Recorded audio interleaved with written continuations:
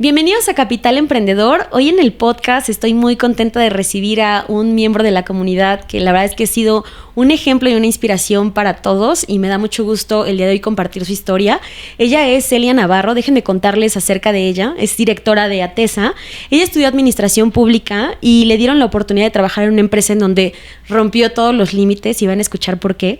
Y llegó a ser incluso la mano derecha de esa área. Decidió salir y comenzar también su propia empresa en el año 2000 con la empresa Temi y en el 2008 establece Atesa, que es como hoy la conocemos actualmente a su empresa. Gracias a esa exigencia y esa determinación y honestidad le ha permitido mantener desde hace 22 años a los clientes con los que incluso inició en ese año 2000. Vamos a conocer más acerca de tu historia, no te lo pierdas. Innovación. Libertad empresarial. Comunidad. Crecimiento. Estrategia. Capital Emprendedor. El podcast para dueños de negocio que quieren profesionalizar su empresa Y expandir su libertad. Capital Emprendedor. Y bueno, como ya les comentaba hace unos momentos, estamos muy contentos de tener esta entrevista el día de hoy. Como ustedes saben, nos encanta tener gente y miembros de nuestra comunidad que los hemos visto crecer y evolucionar. Y el día de hoy, nuestra invitada, la verdad es que nos deja muchísimas lecciones y muchos temas de los cuales aprender. Y me da muchísimo gusto por fin tenerla en nuestro programa. Y bueno, ella es Elia Navarro. Bienvenida, Elia, ¿cómo estás? Muy bien, Laura. Muchas gracias por invitarme. Y antes de empezar, yo quisiera agradecerle a Dios por estar viva, agradecerle a mi padre porque él me formó, agradecerle a mi madre por darme sus consejos y sus cuidados. Ay, me encanta. Y creo que siempre es algo muy característico de Elia y me da muchísimo gusto el poder compartir parte de tu esencia con nuestro auditorio. Y el día de hoy justo queremos hablar de esta trayectoria que has tenido. Quienes la conocemos de cerca sabemos muchos de los retos que has enfrentado y creo que tu historia es muy inspiradora. Entonces, para poner en contexto a la gente nos encantaría, y creo que no hay nada mejor que cada uno se presente a sí mismo. Cuéntanos un poquito acerca de quién es Elia, dónde nació Elia, en dónde están esas raíces de Elia. Ok, Elia es una mujer soñadora, muy soñadora, que todo lo que se propone, lo logra. Uh-huh. Y bueno, yo nací en Cuauhtémoc, La Fragua, en un pueblo que está entre los límites de Puebla y Veracruz. Okay. Mi padre era campesino y mi madre era ama de casa. Oye, varios hermanos, ¿no? O sea, son una cosa como de 10, una cosa así, hermanas y un solo hermano. Así es. Actualmente tengo 10 hermanas y un hermano. Okay. Yo ocupo el lugar número 2. Y yo conviví con 8 hermanas, de que somos casi de la misma edad. Ya. Oye, ¿cómo fue esa parte de, o sea, por supuesto crecer, ¿no? En la sierra de Puebla, literal? ¿Cuántas horas estamos más o menos de la capital? Estamos como a 2 horas. Ya. Estamos cerca del Pico de Orizaba. Wow. ¿Y cómo fue? O sea, ¿cómo fue tu infancia? ¿Qué te acuerdas como de tu infancia? De, pues, supongo, los cuántos años estuviste por ahí. ¿Cómo fue crecer en este entorno donde hay mucha naturaleza, donde hay mucho tiempo libre? Bueno, lo que yo recuerdo hoy de mi infancia es que mi papá nos levantaba a las 5 de la mañana y ya teníamos actividades por hacer, que era darle de comer a los animales antes de irnos a la escuela. Después nos íbamos a la escuela y ya teníamos actividades saliendo de la escuela de 3 de la tarde a 7 de la noche y teníamos que hacer la tarea entre 7 y 8 de la noche y solamente podíamos ver televisión 30 minutos a la semana. Wow. Entonces, los fines de semana siempre era ayudar a mi papá en el campo con todas las actividades, que era algo que a mí no me gustaba, que yo veía a mi padre cómo trabajaba de sol a sol, y eso a mí me era muy triste para mí verlo, cómo llegaba súper cansado, súper preocupado por todas nosotras. Wow. Oye, y entiendo que tu papá entonces fue alguien estricto, o cómo fue, digamos, la combinación de tu papá y tu mamá, cómo vivieron esa parte de tu infancia, y que creo que fue clave para tener 10 hijos y tener el campo y demás. Escucho que había como rigidez en ese sentido, ¿no? ¿Cómo fue? Sí, mi papá era muy estricto con nosotros, pero siempre comíamos de 2 a 4 días con él. Nos sentábamos todos en una mesa y siempre mi papá nos decía: yo no quiero esta vida para ustedes, yo quiero que ustedes se vayan a estudiar a Puebla. Wow. Y quiero que me den el privilegio y el deseo, mi deseo más ardiente es verlas a todas profesionistas y que cuando me vengan a visitar, quiero ver a todos sus carros del año aquí afuera de mi casa. Wow, qué padre, ¿no? O sea, porque al final uno creería, ¿no? Que de pronto hay una realidad diferente y creo que era muy consciente de que tenía que, pues teniendo tantas hijas, empoderarlas, darles herramientas, permitirles como generar y formar su propio camino. ¿Y cuáles dirías que son como las lecciones más importantes que te dejó a Mi ti? papá. Sí. Yo me salí a la edad de 15 años, cuando terminé la secundaria. Pero mi papá siempre me decía, Elia, haz siempre las cosas bien. Elia, tu palabra es tu firma. Elia, siempre di la verdad. Por muy fuerte que sean las cosas, hija, siempre di la verdad. Elia, cualquier cosa que te pase, vienes y me lo dices. Yo siempre te voy a respaldar, hija. Wow. Súper importante el sistema de apoyo, ¿no? Sí. ¿Y cómo fue ser la hermana mayor? Bueno, casi la mayor, pero de los más grandes, y luego tener tantos hermanos. ¿Cómo fue para ti ese proceso? Para mí, ese proceso fue un compromiso, porque lo único que yo deseaba era apoyar a mi papá. Y entonces yo me cargué esa responsabilidad de mi padre. O sea, yo me encargué de que ese deseo de mi papá se cumpliera. Entonces, siempre les decía a mis hermanas, mi papá decía, tenemos que estudiar, y lo que diga mi papá, y si mi papá nos asignaba una tarea y no la cumplíamos, tenía su varita mágica, entonces llegaba y nos pegaba, y yo era la única que no lloraba. Me le quedaba viendo a los ojos y lo retaba. Y entonces cuando mi papá se iba, yo me escondía y me ponía a llorar. Y eso a mi papá, o sea, mi papá me observaba todo el tiempo y decía, Elia es diferente a todas. Wow. Y desde ahí fuiste forjando esa parte como del carácter y demostrando quién eras, que seguramente te ayudó en el siguiente paso que fue ya venir a la ciudad. Cuéntanos, 15 años, llegaste a la ciudad, ¿a dónde llegaste? ¿Qué estudiaste? Llegué a la casa de unas tías, y me vine a estudiar la prepa. Yo estudié la prepa en la UAP, en la Enrique Cabrera Barroso. Y yo decidí estudiar y trabajar, y mi primer trabajo era hacer jugos y tortas y limpiar el piso. Wow. Ok. O sea, ¿y era un poco la necesidad o fue que dijiste, a ver, no, así yo quiero empezar por algo, voy a hacerlo por mis propios medios? ¿O por qué también combinar un poquito esa parte del estudio y el trabajo? Y sobre todo retando pues un nuevo entorno, ¿no? 15 años que, o sea, muchos a los 15 años andamos en otros temas y andamos más en, no sé, socializando y haciendo otras cosas y traer siempre esta responsabilidad tan importante de decir, a ver, tengo que sacar la casta por los hermanos y demás. ¿Por qué fue eso?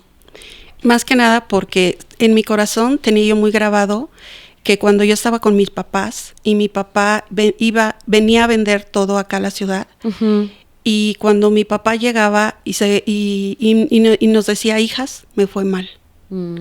Entonces, cuando eso decía, mi papá se ponía a llorar porque toda la cosecha de todo un año, todo el trabajo de todo un año, no había ganado nada. Sí. Entonces yo recordaba eso y yo decía, yo no le puedo fallar a mi papá, yo sé cómo trabaja mi papá y yo debo de ayudar a mi papá, yo no puedo ser una carga para mi papá, yo voy a ayudar a mi papá, yo voy a ayudar a mis hermanas para que salgamos todas adelante. ¿Y luego qué pasó? Después de, supongo, terminaste la escuela, la preparatoria, ¿y cómo siguió evolucionando tu carrera profesional? ¿Ya trabajabas? ¿Tenías el negocio ahí de las tortas, los jugos? ¿Y qué pasó después? Bueno, para mí sí fue muy frustrante porque yo entraba a trabajar a las 6 de la mañana y entraba a la escuela a las 4 de la tarde. Entonces, los tiempos no me daban tiempo de comer. Y esa parte, el que yo estuviera haciendo jugos y tortas, tenía hambre y no me permitían comer absolutamente nada. Entonces, desde ahí yo empecé a pasar hambre y cuando llegaba a la escuela, a la prepa, pues llegaba con hambre y entonces llegaba a cenar hasta las 10, entre 10 y 11 de la noche que yo llegaba. Wow. Entonces, me pasaba muchas horas sin alimento y eso para mí era pues, frustrante, claro. Me debilitaba y yo decía, es que tengo que aguantar, debo de ayudar a mi padre. Wow. Y entonces tuviste este tiempo donde entiendo que vivías con tus tías, estudiabas. ¿Cuáles fueron como tus primeros trabajos después de quizá estar en el tema de pues entiendo que estuviste como personal de aseo, que estuviste en el tema de los jugos, ¿y qué pasó después? Bueno, lo que sucedió después es que entré a una empresa que se dedicaban a la venta de cosméticos. Uh-huh. Y en esa empresa de venta de cosméticos, primero nos pasaban por varios cursos de capacitación, donde tú puedes lograr lo que tú quieras. Nos ponían canciones hermosas, que se me quedó tatuada la canción de Mijares, Uno entre Mil. Entonces, buenísimo. Para mí esa canción era como mi gran sueño de que yo podía, si era mi himno, que yo podía salir adelante, que no me importara absolutamente nada más que centrarme en esos momentos. Ahí yo dilaté 1 año sin recibir un solo peso. Wow. Entonces, pues obvio, se enojaban vender, conmigo. Supongo. Sí, tenía que vender, medio vendía, pero pues ocupaba para camiones, ocupaba para lo que yo necesitaba de la prepa, y pues no ganaba. Y entonces, pues mi tía se enojaba conmigo porque me decía, te vas todo el día, no generas dinero, no sé cómo vayas en la escuela. Le dije, en la escuela voy bien. La escuela voy bien porque para mí la prioridad es la escuela. Sí. Y entonces así terminé mi prepa. Wow. Oye, cada trabajo de pronto deja ciertas lecciones, ¿no? O sea, y creo que, a ver, el tema de que de pronto hay organizaciones que te ayudan a empoderarte y demás, creo que ahí hay mucho aprendizaje, mucha enseñanza, ¿no? Desde, no sé, supongo que la experiencia, como dices, de los jugos y de decir, bueno, no comía, pero aprendía que quizás si tenía un sueño más grande, ya lo que me estuviera retando, eso era lo que tenía mi motivación. Y bueno, también, por ejemplo, esta experiencia que dices de estar en estas capacitaciones en donde seguramente te empoderaste y te permitías, y la importancia justo de cultivar, ¿no? Y de saber que para poder conquistar lo que nosotros queremos es importante primero abonarnos a nosotros mismos. Con una buena inspiración, con un buen enfoque, seguramente pues te mantienes ahí muy, muy en el pie de tus sueños, ¿no? La verdad es que yo no conocía, o sea, yo solamente trabajaba y estudiaba con mi papá. Y yo no conocía nada de la vida, absolutamente nada. Yo estaba como en 4 paredes. Pero cuando yo entré a esa empresa y yo decía, es que sí se puede, es que ustedes pueden ser lo que ustedes quieran, lo pueden lograr, todo está en su cabeza, nunca se me quitó. Jamás se me quitó esa parte de decir, yo puedo lograr todo lo que me proponga. Yeah. Y entonces, de ahí empiezo la universidad. Yo empecé estudiando administración pública en la UAP. Cuando yo estaba en el segundo semestre, llego a un despacho contable, donde llegué a limpiar las oficinas del despacho contable, que había entre 35 y 40 contadores. Entonces yo entraba limpiando las oficinas y a mí me admiraba mucho lo que hacían. Entonces me empecé a involucrar con todos los contadores. O sea, a sacarles copia, a acomodarles sus cosas, a revisar sus expedientes, a revisar los recopiladores. Me pedían ciertos, que les llenara yo ciertos formatos.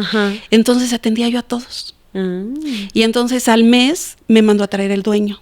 Y me dijo, Elia, ¿quieres aprender? Y le dije, sí, contador. Entonces se empezaban las declaraciones anuales.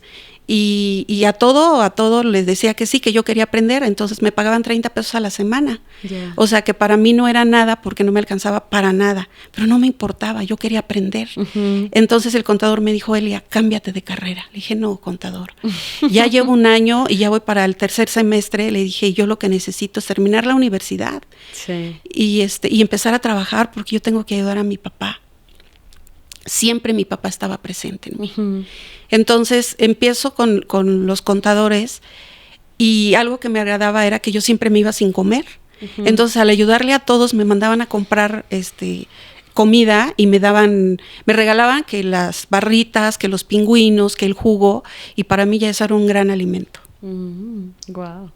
Oye, ¿y por qué decidiste estudiar este tema de administración pública? O sea, como cuando supongo tuviste la oferta académica, ¿qué te imaginaste o qué querías para Elia?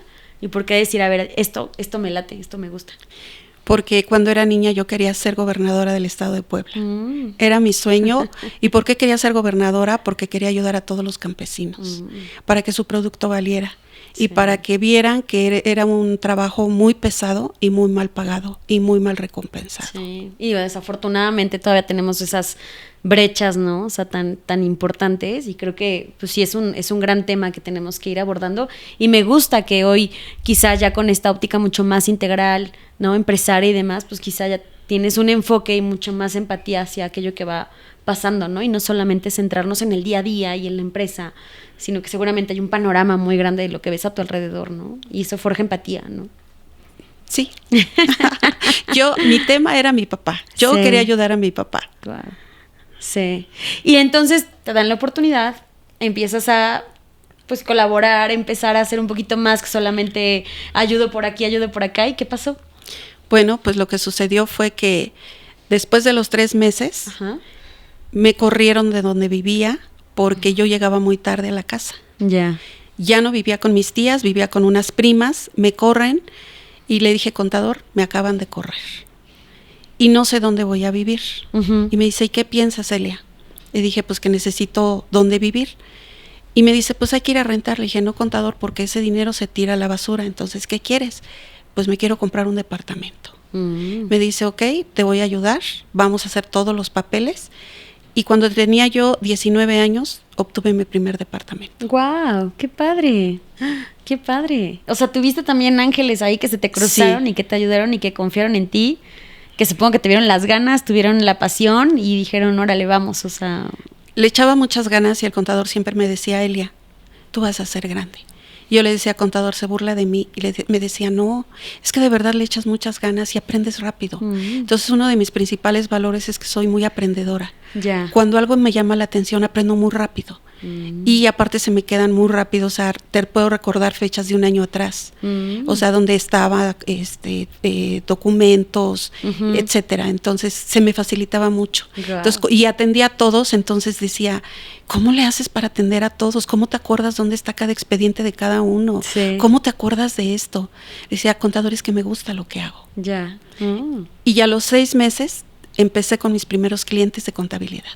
O sea, llevaba yo 3. Wow. No, llevaba 3 que yo busqué por mi cuenta y que yo iba, le decía, contador, usted sabe que yo necesito dinero, dígame cómo le hago, y él me ayudaba para que yo generara dinero. Y no cambiaste de profesión, o sea, no cambiaste la carrera, dijiste, yo aquí aprendo y... No empiezo a balancear las dos cosas. Así es. Y entonces empezaste con tus clientes y, oye, no sé que eres contadora, pero ¿qué pasó entonces ahí? La verdad es que me encanta, o sea, uno de mis sueños es tener un despacho contable, porque amo la contabilidad. Me gusta, me encanta. Y bueno, después de ahí ponen un anuncio en el periódico que solicitaban un gerente administrativo. Voy, hago el examen y me dan el puesto. Okay. De ganar 30 pesos con el contador, me pagaban 3,000 pesos a la semana. Wow. Entonces, cuando mi papá se entera, viene a Puebla y lo primero que llega y me dice, Elia, ¿a qué te mandé a Puebla? Y le dije, a estudiar. ¿Y qué estás haciendo? No, pues estoy trabajando. Te vuelvo a preguntar, ¿a qué te mandé a Puebla? A estudiar. Entonces dejé esa empresa, una empresa muy bonita. Yo llevaba toda la parte administrativa y dejo la empresa y me busco un trabajo de medio tiempo. O sea, para que no dejaras, porque ya estabas 100% dedicada a eso y sí. No, o sea, al final había algo que teníamos que hacer. ¿Y qué piensas hoy en retrospectiva de esa decisión de tu papá de decirte, no, a ver, deja este trabajo y regresa a lo que viniste? Hoy en retrospectiva, ¿cómo? Sí, ¿cómo la verdad es que se lo agradezco porque había un compromiso y para mi papá los compromisos se cumplían porque era lo que él decía, cuando una persona tiene palabra, una persona vale. Entonces yo le di mi compromiso a él y yo le dije que venía a estudiar y que tenía que terminar la escuela. Wow. Y entonces, ¿te regresaste a la escuela? ¿Terminaste la carrera? ¿Ese medio tiempo de qué fue? No.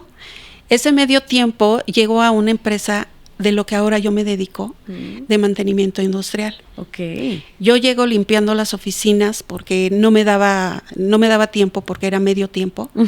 Y entonces llego nuevamente a limpiar oficinas y empiezo a a ver todo el panorama. Después de estar en una oficina muy hermosa, muy bonita, llego atrás del Mercado Hidalgo, donde pasaba yo por una calle de borrachos, donde olía horrible, y era una casa, y entonces llego ahí a hacer la limpieza para una empresa de mantenimiento industrial.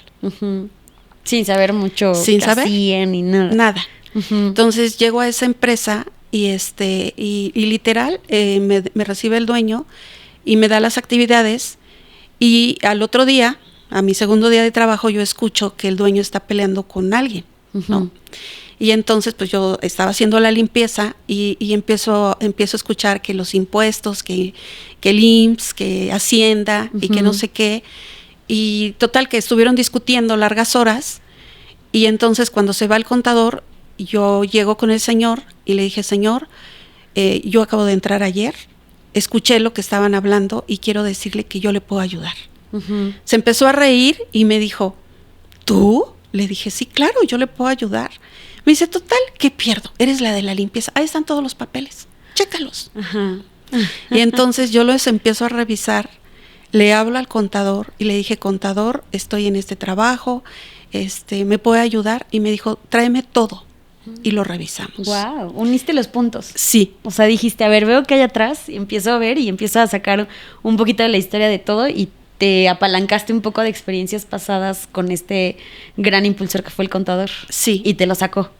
Y entonces llego con el contador y empezamos a revisar todo. Y me dio todos los puntos que tenía que ver. Y entonces, después de una semana, llego con el dueño y le dije: señor, ¿se lo puedo solucionar? Y se lo solucioné en 3 meses. Wow. Y me dijo: total, ¿qué pierdo? Hazlo. Eres la de la limpieza. Ah, pero no me descuides la limpieza. Le dije: no, señor, no se la descuido. Y entonces empiezo a revisar todos los temas, le soluciono el problema y me dice: wow, ¿cómo la de la limpieza me vino a solucionar este tema? Entonces agarró y me dijo: ¿sabes qué? Te voy a hacer una oficina. Pero como eran puros hombres, estaba su sobrina, la sobrina no me quería. Ya. Entonces llegan y me dan una oficina de 4x4 con una mesa que se estaba cayendo y un escritorio que estaba todo flojo, y todos a la expectativa abren la puerta y me dicen: Eli, esta es tu oficina. Entonces cuando la abro y la veo, le dije: wow, qué oficina tan bonita. Le dije: señor, toda la gente que me está viendo, ¿me puede ayudar? ¿Me pueden arreglar el escritorio? ¿Me pueden arreglar la silla? ¿Me pueden pintar las paredes? ¿Me pueden ayudar con esto? Me dijo: sí, claro. Me manda a traer el dueño y me dice: me has dado una bofetada con guante blanco. Y me dice: no sé quién eres, pero te voy a dar la oportunidad de que vayas a visitar a los clientes. Wow. Y entonces empiezo a visitar a los clientes, me empiezo a hacer cargo de la empresa. A los 6 meses yo manejaba la empresa. Wow, qué interesante. Y a los 6 meses me ocurre una desgracia. 4 de mis 2 primos y mi tía y mi tío se envenenan de hongos. Wow. Y yo voy y le pido ayuda al señor. Y el señor, se muere mi tío, se muere mi prima. Él me presta su dinero, me presta carro, los asegura en el IMSS, se salva mi primo, se salva mi prima, mi tía y mi primo. Y yo le dije: señor, nunca le voy a fallar, nunca le voy a fallar. Y para mí esto que hizo, nunca se me va a olvidar. Entonces yo me empiezo a comprometer a ver todos los panoramas que había. Claro. Cuando yo empiezo, a los 6 meses éramos como 30 personas. Al año éramos entre 250 y 300 personas. Wow. Sí. Oye, y muchos ángeles, ¿no? O sea, porque Muchos. al final creo que también dicen que tiene que ver mucho con el enfoque, la constancia, ¿no? Las habilidades que cada uno trae, pero de pronto también un poco de suerte, ¿no? De que en el camino te vayan tocando las personas correctas, en la circunstancia correcta. Y al final, pues también saber aprovechar las oportunidades, ¿no? Porque cuántos no tenemos esas oportunidades y a la mera hora las dejamos pasar, o justo se nos olvidan cosas tan básicas como la gratitud, ¿no? El esfuerzo, la honestidad, y que creo que en tu caso han sido como clave para poderle dar seguimiento y lograr justo, o sea, generar esa confianza en otros para decir: órale, vamos juntos, ¿no? Es un ganar-ganar, ¿no? Es una apuesta. Sí. Y bueno, de ahí, el señor tenía 2 defectos. 1, que le encantaban las mujeres de la calle, y 2, que él era alcohólico. Entonces empezó a generar dinero y él se empieza a enojar, él empieza a fallar a la gente, todos íbamos al día, se empieza a descontrolar la empresa. Se molesta mucho conmigo porque yo manejaba todo, y empiezo yo a defender a la gente, y él empieza a gastar dinero que no podía gastar. Y entonces yo decidí salirme de esa empresa, y ya me conocían algunos ingenieros. Okay. Entonces cuando se enteran que salgo, me empiezan a animar: oye, Elia, pon tu empresa. Y yo iba al día, sí, ¿no? Pero tenía un admirador, un alemán, que desde que me conoció, para él fui su gran amor. ¿Otro ángel? Otro ángel. Y entonces me visita, y cuando va a mi departamento y yo veo que era él, yo solamente abro la puerta muy despacito y me empuja a la puerta y entra a mi departamento. Y en mi departamento pues estaba vacío. No teníamos absolutamente nada. Entonces, cuando me dijo: ¿así vives? Y le dije: sí. Tanto dinero que le di a ganar al ingeniero fulano de tal, y no te pagaba bien, y tú nunca me dijiste nada. Y literal, o sea, nos pusimos a llorar los dos, y se fue. Y me dijo: tienes que salir adelante, pon tu propio negocio. Oye, Eli, y para aquellos que quizá no se imaginan hoy qué es lo que hace Atesa, que justo empezó en esta historia de esta empresa pequeña, en donde, o sea, te dieron la oportunidad justo de, desde unos papeles y empezar a trabajar y generar de 30 empleados a 200, ¿qué era el rol que tú desempeñabas? O sea, porque entiendo que en la industria en donde estás es un tiempo de exigencia, de exactitud, pero para aquellos que no saben, ¿qué implica el estar al frente y que fue tan valiosa tu aportación para ese rol que tú desempeñabas? Era el compromiso. El compromiso, la responsabilidad y hacer las cosas bien.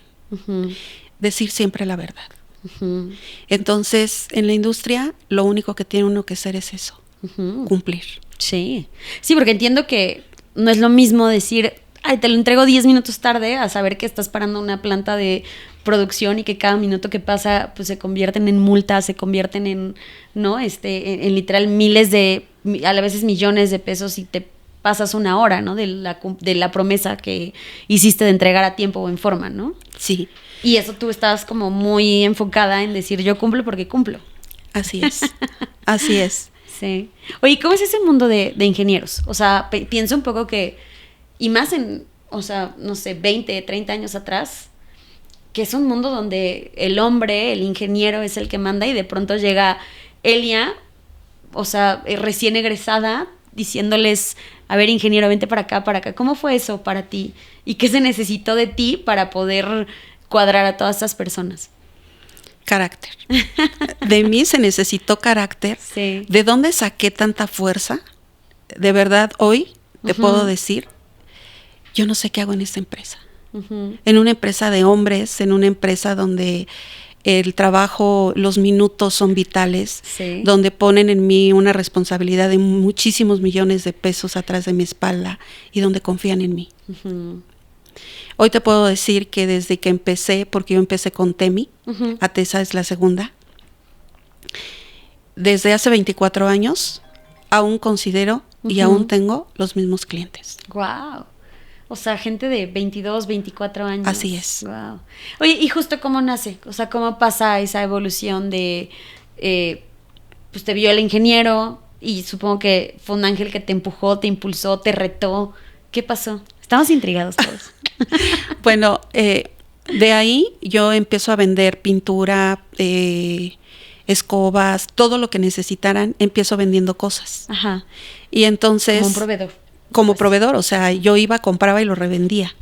Y empiezo a llevar las cosas.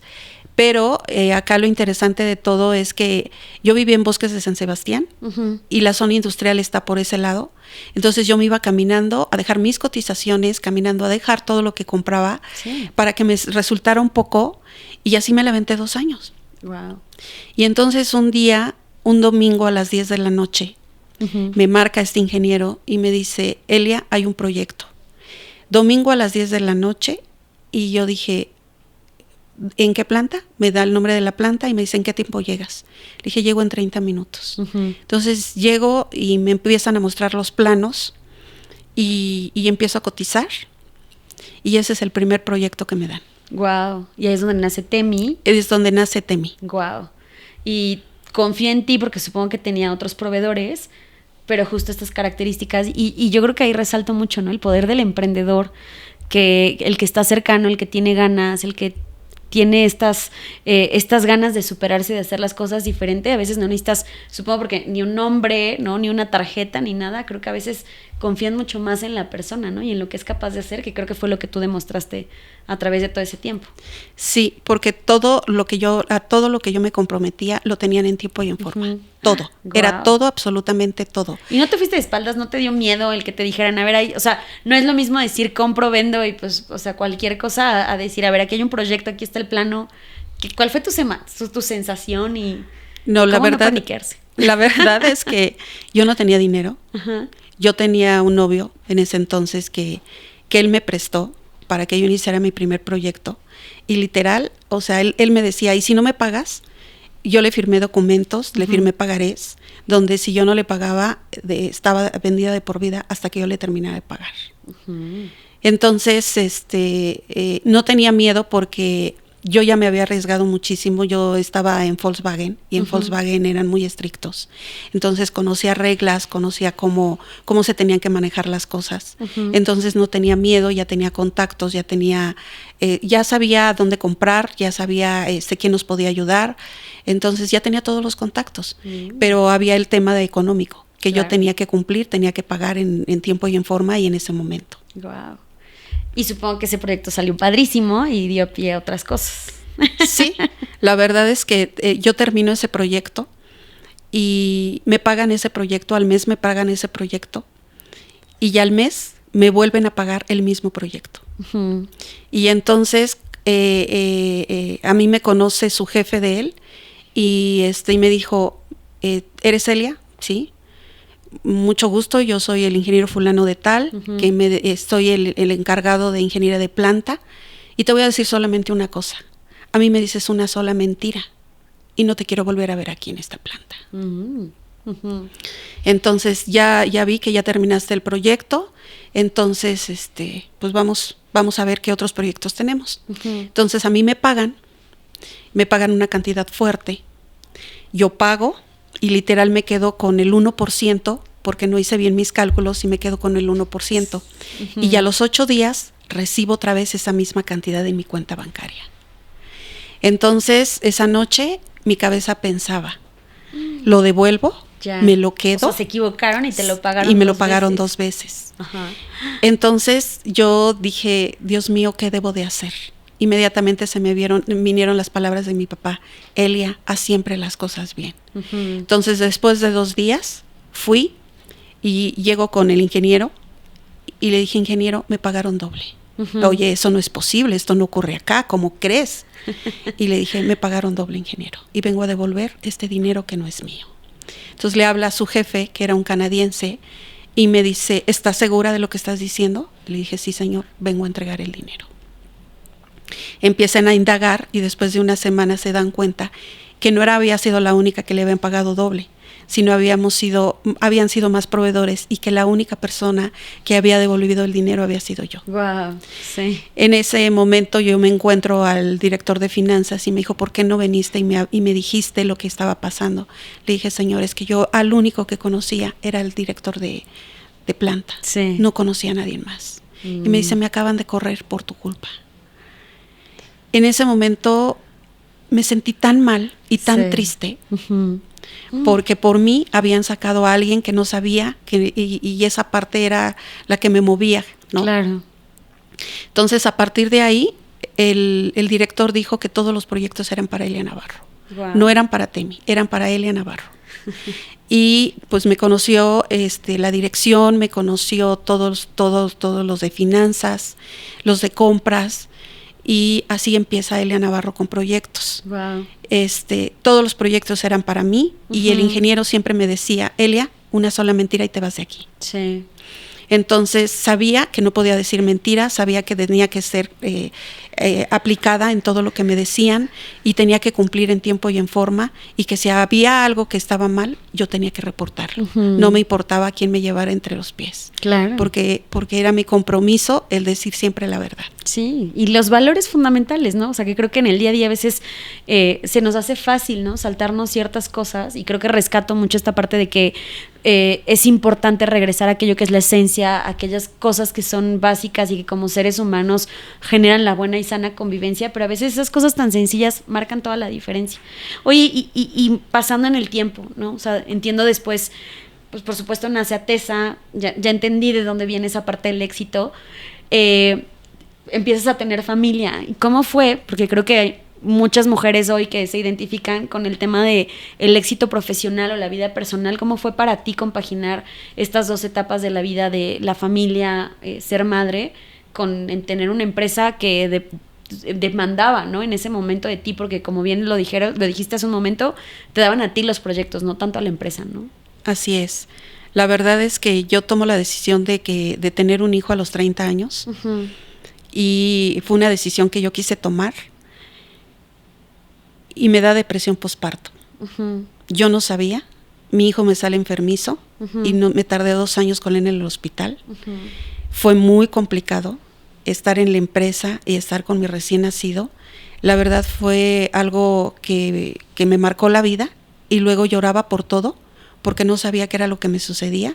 Entonces, tiempo después me di cuenta que tenía depresión posparto, y entonces era levantarme todos los días a las 4 de la mañana, llegar a su casa a las 12 de la noche. Era una rutina muy complicada porque tenía N cantidad de pendientes. Todo el mundo me buscaba, todo el mundo quería tratar conmigo, que le resolviera yo los temas que veníamos acostumbrados a resolverlos, y empecé a formar el equipo que me empezó a responder. Ya. Ok. Oye, y esa dependencia, o sea, sí la lograste superar a través del equipo de trabajo. Creo que eso es importante, ¿no? O sea, saber que pues uno solo a veces no puede cargar el mundo completo, ¿no? Sino que hay que ir generando esa capa de mandos medios, esa gente que te va ayudando. Pero aún así, pues había mucha dependencia, ¿no? O sea, todavía de ti. Demasiada, porque yo llevaba toda la operación. Sí. Toda la operación y aparte la responsabilidad. Claro. Entonces, literal, o sea, cuando había un proyecto donde se demandaba o donde yo estaba ahí, siempre le pedía mucho a la Virgen de Guadalupe que me ayudara. Sí. Que yo no sabía si en ese momento iba a ser el último proyecto que iba a hacer. Sí. Pero que me ayudara, que me iluminara y que me diera la fuerza, la inteligencia para que todo saliera bien. Claro. Oye, como en todo en la vida, ¿no? O sea, creo que altas y bajas, hay éxitos, pero también hay fracasos, y dicen que eso es lo que nos mantiene vivos, ¿no? O sea, cuando vamos viendo estas subidas y bajadas como en todo ser humano, el hecho de tener un trabajo tan demandante después te lleva a cuestiones de salud, ¿no? O sea, graves, importantes, que, bueno, no sé si nos quieras compartir un poco acerca de este proceso, ¿no? Que para ti, o sea, se vio reflejado en un cáncer. La verdad es que lo único que yo recuerdo es que estaba metida 100% en la operación, con muchos temas, porque ya estábamos en Puebla, estábamos en Querétaro, estábamos en San Luis Potosí. O sea, empezaste a crecer. Empecé a crecer. Por un lado padrísimo, pero Así por es. otro lado, supongo el estrés hasta acá, el hijo, sí. ¿No? En Saltillo. Entonces todo el mundo quería tratar conmigo, todo el mundo lo quería ver directamente conmigo, entonces subía, bajaba y no había descanso. Literal, no había descanso, siempre muy estresada, siempre muy preocupada por la operación. Y entonces ahí fue cuando todo el mundo me decía, es que debes de delegar, es que debes de crear, es que debes de hacer esto, por falta de desconocimiento y por falta, yo creo que fue más mi responsabilidad que yo tenía, que yo sabía todo lo que se manejaba. Pues sí, era muy complicado que yo delegara, que yo dejara que otra persona entrara en mi lugar. ¿Y cuál fue tu mayor aprendizaje? O sea, porque pues eventualmente la gran respuesta es, bueno, ¿y qué pasa, no? O sea, ¿qué va primero, no? Elia con su salud o el negocio con todos sus compromisos. Y en ese balance, pues de pronto a veces creemos que lo más importante quizá es darle continuidad, ¿no? Pero al final, si lo piensas, sin una Elia, pues probablemente todo eso hubiera acabado, ¿no? Entonces, ¿cuáles fueron como tus principales lecciones y qué te permitió salir adelante a un tema tan delicado como es sufrir un cáncer? Bueno, mis principales lecciones, primero, que lo que construí fue algo muy sólido y que nunca me imaginé que todos los ingenieros que me conocen me dijeran: Elia, preocúpate de tu salud, porque de tu empresa nos preocupamos nosotros. Y quiero recalcar que desde que yo empecé mi negocio hasta el día de hoy, solamente tuve un solo vendedor el año pasado. Wow. Pero nunca he tenido vendedores, siempre me vendía yo. Y tus buenos proyectos, ¿no? Son un buen resultado, te ayuda a construir el otro. Sí. Wow. Y no obstante, con haber tenido esos retos, después empiezas a desahogar esta creatividad, estas ganas de seguir creciendo, no solamente en Temi, que después se convirtió en Atesa, ahora te buscaste otros cuantos proyectos. Actualmente manejo 4 proyectos más con otras personas. Sí. Y para mí ha sido todo un reto, porque el tema de salud empezó en el 2014, hace 10 años, y después de 10 años no había tocado base, porque termino con la etapa de salud, que para mí fue la etapa más, ¿cómo decir? Ahí descubro la gran mujer que soy, de cómo toco fondo, y cómo al tocar fondo, al mismo tiempo salgo. Les voy a contar brevemente en cómo viví una quimioterapia. Después de la quimioterapia, a los 2 días llegaba deteniéndome a la empresa para poder solucionar todos los temas que yo tenía. Y cuando yo veía que yo lloraba el primer día y lloraba el segundo día, al segundo día yo estaba con el psicólogo.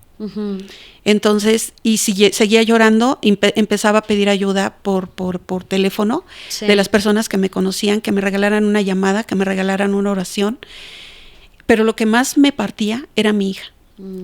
Mi hija me decía: mamá, prométeme que no te vas a morir. Entonces eran muchas fortalezas y yo decía: no le puedo fallar a mi familia, no le puedo fallar a mi hija. Sí. Entonces yo debo de salir adelante. Y era algo muy fuerte, porque ya que estaba yo terminando ya me sentía bien en la primera, empezaba la segunda. Sí. Y luego de la segunda empezaba la tercera y luego la cuarta. Entonces dije, bueno, hoy traigo mi cabello largo, entonces así como hace 10 años lo traía. Cuando yo me vi pelona, o sea, literal, toda manchada de la piel, para mí fue algo que me dolió mucho.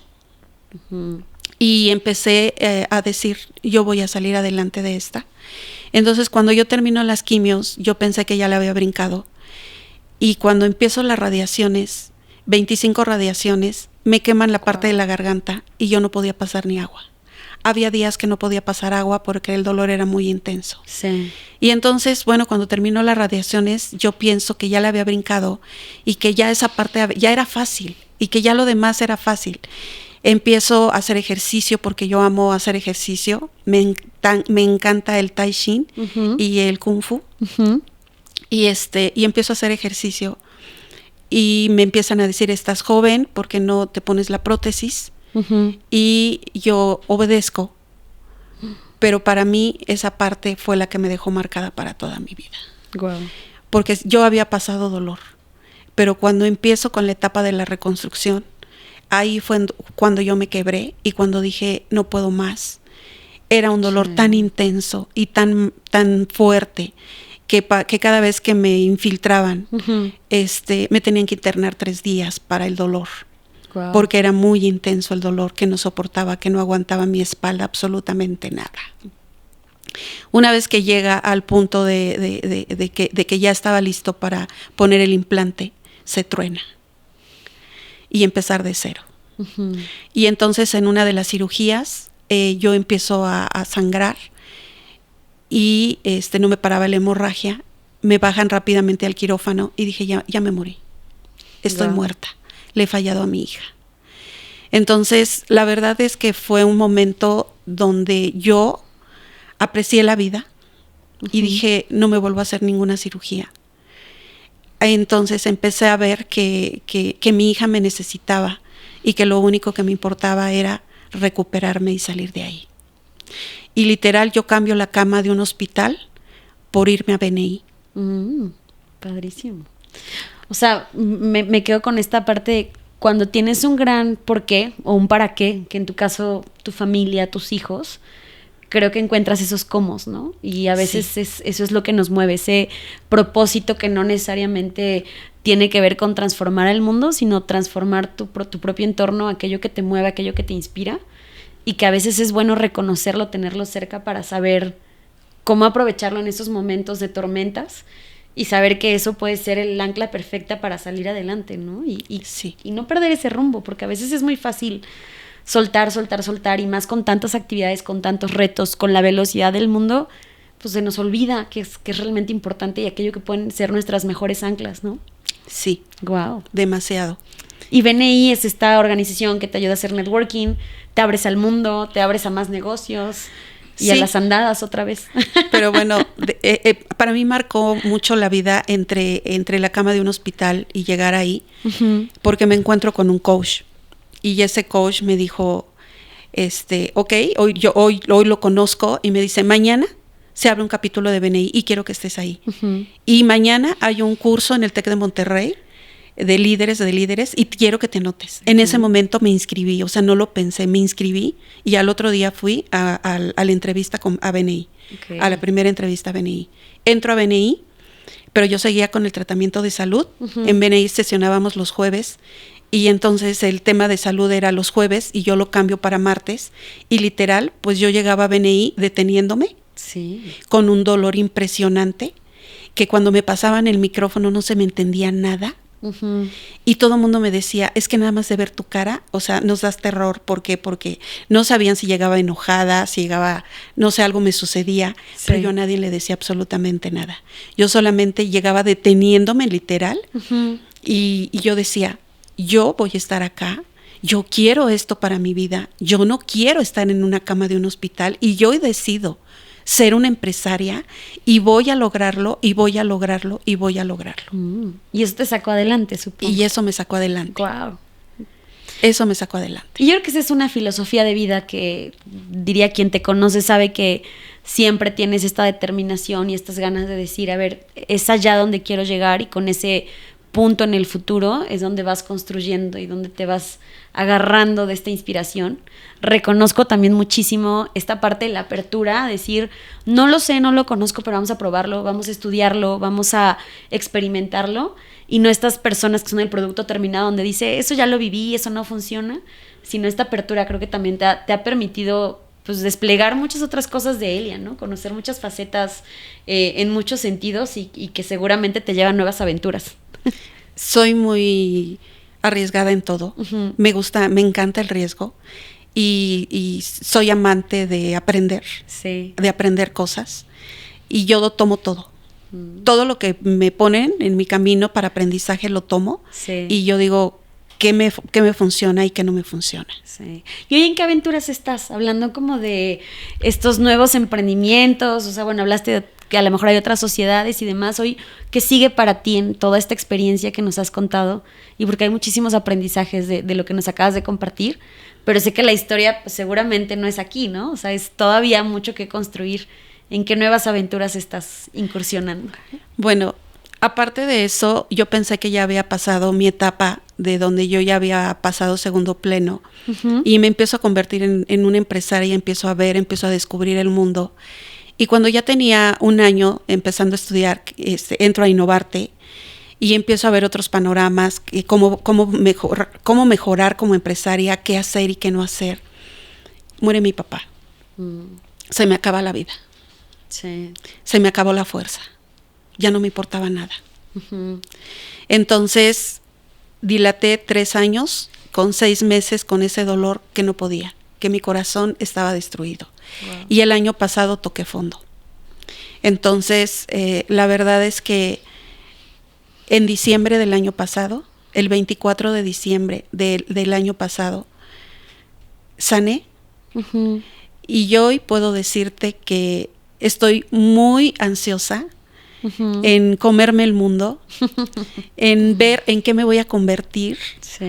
Hoy reconozco que soy una gran empresaria, hoy reconozco que soy una mujer de éxito, hoy reconozco que soy un gran ser humano, y yo hoy tengo tantas ganas de compartir ¿qué puedo dar?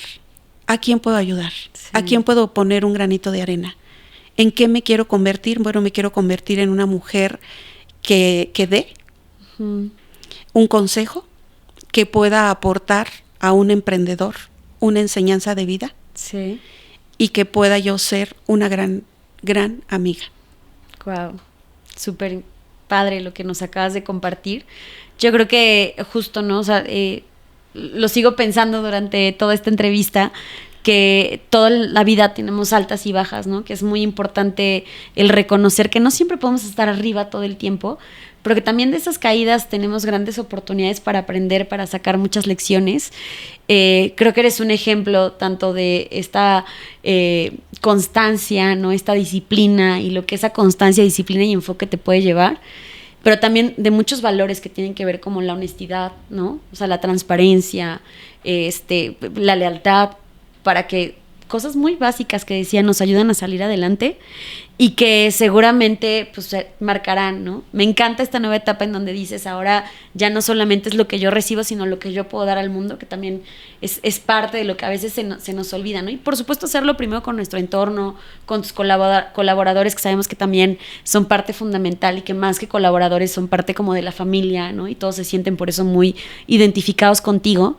Y no sé si me gustaría preguntarte si hay algún mensaje, o sea, para aquellas personas que o están en un momento difícil o que están en un momento de empresa en donde quieren salir adelante, o incluso un tema de este balance entre el trabajo y la empresa, ¿qué les dirías? ¿Cuál sería como tu mensaje que a lo mejor hoy es tu mantra y tu filosofía de vida?